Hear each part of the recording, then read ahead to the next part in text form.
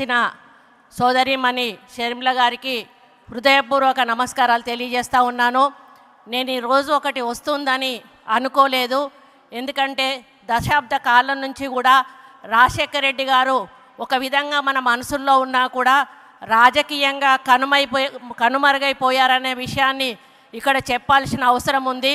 మరి ఆయన ఒక నాయకుడిగా పేరు తెచ్చుకున్నా కూడా కొన్ని రాజకీయ మార్పుల వలన ఆయన పేరు మరుగున పడిపోయిన విషయం మనందరికీ కూడా తెలుసు.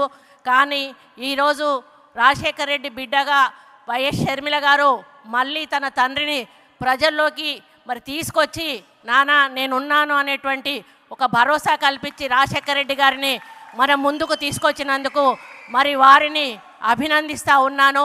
మరి నాకు చాలా గర్వంగా ఉంది. ఈరోజు వస్తుందని నేను అనుకోలేదు.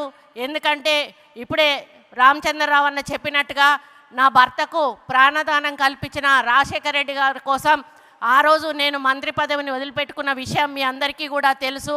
చాలామంది తర్వాత నన్ను అడిగారు, నీ ఒక్కరోజు కూడా బాధపడలేదా నీ మంత్రి పదవి వదులుకున్నందుకు అంటే నేను ఒకటే మాట చెప్పాను, అటువంటి నాయకుడి కోసం ఒక మంత్రి పదవి అనేది తృణప్రాయంగా వదిలేయడం మామూలు విషయం, అది పెద్ద గొప్ప విషయం కాదు అని చెప్పి నేను ఏ రోజు కూడా బాధపడలేదు.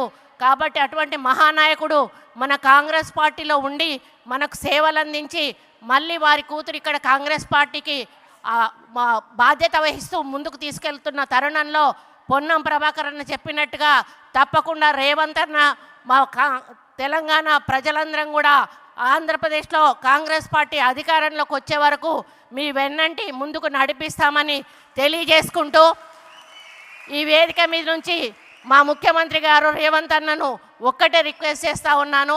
అన్న ఒక సమైక్యాంధ్రలో ఒక మంచి ముఖ్యమంత్రిగా పేరు తెచ్చుకున్న రాజశేఖర రెడ్డి గారికి ఆయన స్మృతివనం అంటూ ఇక్కడ ఆంధ్రప్రదేశ్లో లేదు, అక్కడ తెలంగాణలో లేదు.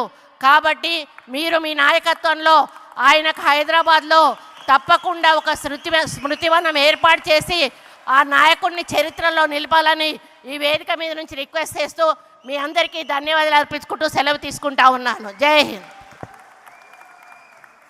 థ్యాంక్ యూ అమ్మా. తెలంగాణ నుంచి ఇటీవల జరిగినటువంటి పార్లమెంట్ ఎన్నికల్లో జానారెడ్డి గారు అబ్బాయి రఘువీర్ గారు 5 లక్షల ఓట్ల మెజారిటీ గెలుపొందారు. వారికి ఒకసారి మన ఆంధ్రప్రదేశ్ కాంగ్రెస్ ఈ దక్షిణ భారతదేశంలోనే హైయెస్ట్ మెజారిటీతో గెలుపొందినటువంటి ఎంపీ